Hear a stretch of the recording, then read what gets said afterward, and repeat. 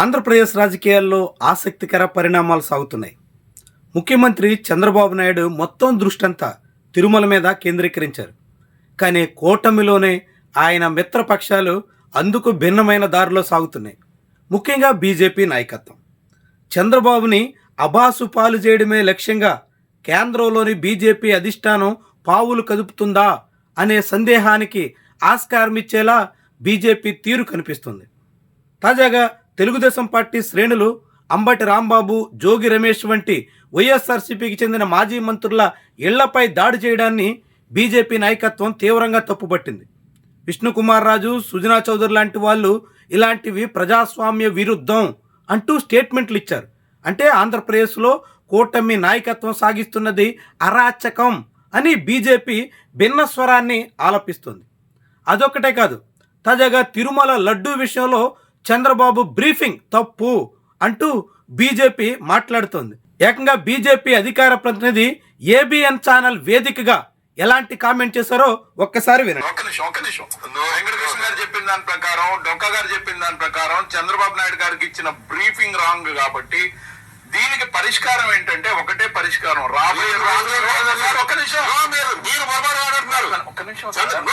నేనేం చెప్తున్నాను ఏనండి. చంద్రబాబు నాయుడు డొక్క గారు అన్నారు సార్. పాపు చంద్రబాబు బ్రీఫింగ్ రాంగ్ అని బీజేపీ నాయకత్వం చెప్తోంది. అంటే చంద్రబాబు మాట్లాడింది తప్పు అని తేల్చింది. బీజేపీ నాయకత్వం తేల్చడమే కాదు, ఆంధ్రప్రదేశ్లో కూటమి నాయకత్వం తిరుమల నెయ్యిలో కల్తీ జరిగిందని ఆరోపిస్తుంటే కేంద్ర ప్రభుత్వ ఆధ్వర్యంలోని సిబిఐ సిట్ అందులో జంతు కొవ్వులు లేవు అని చెబుతోంది. డబుల్ ఇంజిన్ సర్కారు, మోదీ నాయకత్వం గురించి ఆంధ్రప్రదేశ్లోని టీడీపీ నాయకత్వం ఎంతగా కీర్తనలు ఆలపించినా కొనియాడినా బీజేపీ రూట్ సెపరేటు అనే విషయం తేట తెల్లమవుతుంది. చంద్రబాబు చెప్పిన మాటలు వాస్తవం కాదు అని కేంద్రంలో ఉన్నటువంటి సిబిఐ నేతృత్వంలోని దర్యాప్తు సంస్థ వెల్లడించడం అంటే బాబు పరువు తీసే పనిలో ఉన్నట్టుగా భావించాల్సి ఉంటుంది. స్వయంగా సీఎం ఎప్పటికీ జంతు కొవ్వులు కలిశాయి అనే వాదన మీద నిలబడితే అందుకు అవకాశమే లేదు అని ఎన్డీఆర్ఐ చెప్తుంది, సిట్ చెప్తోంది. రేపు కోర్టుల్లో కూడా అలాంటి నిర్ణయం వెలువడే అవకాశం కూడా కనిపిస్తుంది. అదే ఇప్పుడు చంద్రబాబుని కలవరపరుస్తోంది. చంద్రబాబు మాటల్లో, పవన్ కళ్యాణ్ హంగామాలో అదంతా పూర్తిగా హంబక్కని, ఎటువంటి వాస్తవం లేదని కేంద్ర ప్రభుత్వ దర్యాప్తు సంస్థలు చెబుతున్నాయంటే బీజేపీ దృష్టి ఎటుందో చాలా క్లియర్గా అర్థమవుతుంది. ఆసక్తికరం ఏంటంటే ఏబిఎన్ చర్చలో బీజేపీ తరపున మాట్లాడిన నేతలు చంద్రబాబు రాంగ్ బ్రీఫింగ్ అంటుంటే సిపిఎం తరపున మాట్లాడిన గఫూర్ లాంటి నాయకులు చంద్రబాబుని బీజేపీ బదనాం చేస్తుంది అనే దిశలో హెచ్చరించాల్సిన పరిస్థితి వచ్చింది. అంటే చంద్రబాబుకి మద్దతుగా సిపిఎం నిలిస్తే చంద్రబాబుకి వ్యతిరేకంగా బీజేపీ స్వరం వినిపిస్తుంది. ఇదంతా చాలా ఆసక్తికరమైనటువంటి విషయం. ఆంధ్రప్రదేశ్ రాజకీయాల్లో బీజేపీ వ్యూహాన్ని తేట తెల్లం చేస్తున్నటువంటి అంశం. నిజానికి తిరుమల చుట్టూ ఇలాంటి పెద్ద రాద్ధాంతం నడుస్తున్నప్పుడు సహజంగానే మత రాజకీయాల్లో అత్యంత ఆసక్తిగా అందరికీ ఛాంపియన్గా నిలిచే బీజేపీ చాలా చొరవగా వ్యవహరించాల్సి ఉంది. కానీ ఏపీలో బీజేపీ మాత్రం ఆచి తూచి సాగుతుంది, చాలా జాగ్రత్తగా గమనిస్తోంది. ఇందులో తెలుగుదేశం పార్టీ, జనసేన బదనామైపోవడమే తమకు ఉపయోగం అని భావిస్తున్నట్టు కనిపిస్తుంది. ఆ రెండు పార్టీలు అబాసు పాలైతే ఆ తర్వాత తాము ప్రత్యామ్నాయంగా బలపడేందుకు వీలుంటుంది అనే దిశలో బీజేపీ నాయకత్వం ఆలోచిస్తుందా అనే అనుమానం కలగక మానదు.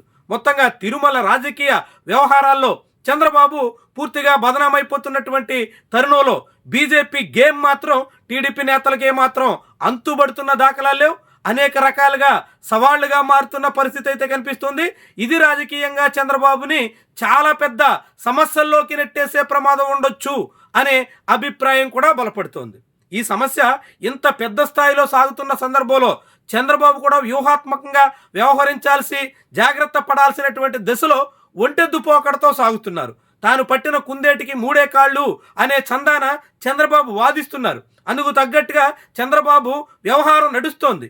ఇప్పటికే సిట్టు రిపోర్ట్ ఇచ్చిన తర్వాత ఆ ఛార్జ్ షీట్ ఆధారంగా ప్రభుత్వం తగిన జాగ్రత్తలు పాటించాల్సి ఉంటే దాని మీద మరో కమిటీ వైపు చంద్రబాబు నిర్ణయం తీసుకుంటున్నారు. కొత్త కమిషన్ ఏర్పాటు చేసి మళ్ళీ దర్యాప్తు చేస్తాం అనే దిశలో అడుగులేస్తున్నారు. ఇది బీజేపీ నాయకత్వానికి ఏమాత్రం రుచించట్లేదని, చంద్రబాబు ఎంతగా బాసుపాలైతే అంతగా తమకు అవకాశాలు కలిసి వచ్చే ఛాన్స్ ఉందన్న అంచనాతో సాగుతున్నారని చాలా క్లియర్గా భావించాల్సి ఉంటుంది. ఇది ఆంధ్రప్రదేశ్లో తెలుగుదేశం పార్టీకి గడ్డు పరిస్థితిని తీసుకొచ్చే దిశలో సాగుతున్నట్టుగా చెప్పాల్సి ఉంటుంది. మొత్తంగా సిట్ అంత పెద్ద దర్యాప్తు చేసిన తర్వాత, కల్తీ జరిగిందని తేల్చిన తర్వాత, ఆ కల్తీలో వైఎస్ఆర్సీపీ చెందినటువంటి ముఖ్య నాయకులు బొమ్మన కరుణాకర్ రెడ్డి కానీ, వైవి సుబ్బారెడ్డి కానీ, చెవిరెడ్డి భాస్కర్ రెడ్డి కానీ వీళ్ళెవ్వరి పేర్లను ప్రస్తావించిన దాఖలాలు లేవు. చివరికి కేవలం చిన్నప్పన్న పేరును మాత్రమే ప్రస్తావించి మిగిలినంతా టీటీడీ సిబ్బంది చుట్టూ కథ తిప్పే ప్రయత్నం చేశారు. అంటే తద్వారా వైఎస్ఆర్సీపీ నాయకత్వానికి క్లీన్ చిట్ ఇచ్చే దిశలో అడుగులు పడుతుంటే, టీడీపీ ఆరోపించినట్టుగా ఆ మాటలన్నీ వాస్తవం కాదని తేల్చేస్తున్న చందాన పరిస్థితులు కల్పిస్తున్నాయి. ఇవి చంద్రబాబుని ఉక్కిరి బిక్కిరి చేసే దిశలో ఉన్నాయి. చంద్రబాబు బీజేపీ నాయకత్వాన్ని ఏమీ అనలేక, వాళ్ళ మాటను జవదాటలేక యథావిధిగా బీజేపీ కబంధ హస్తాల్లో చిక్కున్నటువంటి పరిస్థితుల్లో విలవిల్లాడక తప్పని దుస్థితిలో ఉన్నారు. అదే సమయంలో బీజేపీ జాగ్రత్తగా వ్యూహాత్మకంగా అడుగులు వేస్తూ ఏపీలో తెలుగుదేశం పార్టీని వీలైనంత వేగంగా జనాల్లో పలిచన చేసే దిశలో పావులు కదుపుతుందా అనే రీతిలో సందేహం వచ్చేందుకు తగ్గట్టుగా ప్రస్తుత పరిణామాలు కనిపిస్తున్నాయి.